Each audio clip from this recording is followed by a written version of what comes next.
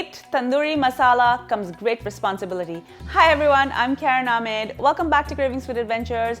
We're all in a rush and very often I myself will take a package of pre-made tandoori masala, mix it in with some yogurt and use it.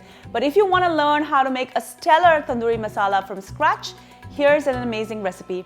Before I go any further, please make sure to subscribe to my channel and make sure to ring that bell so you're notified every time I upload a new video. Now let's get started.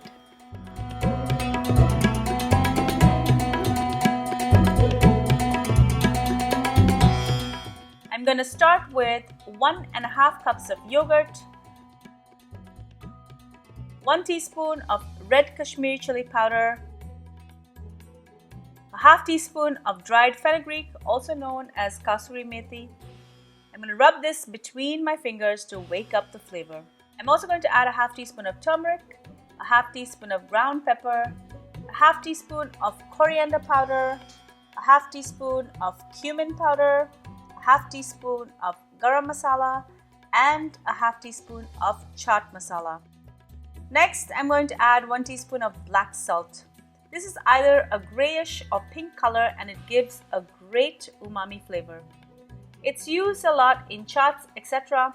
But you can also use regular salt if you can't find this. Next, I'm going to add 2 teaspoons of ginger and garlic paste. And finally, I'm going to add 1 tablespoon of mustard oil and mix everything well together.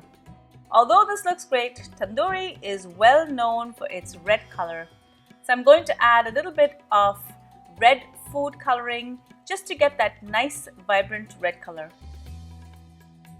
I'm using about 1/8 of a teaspoon of this food coloring and I'm going to mix it in.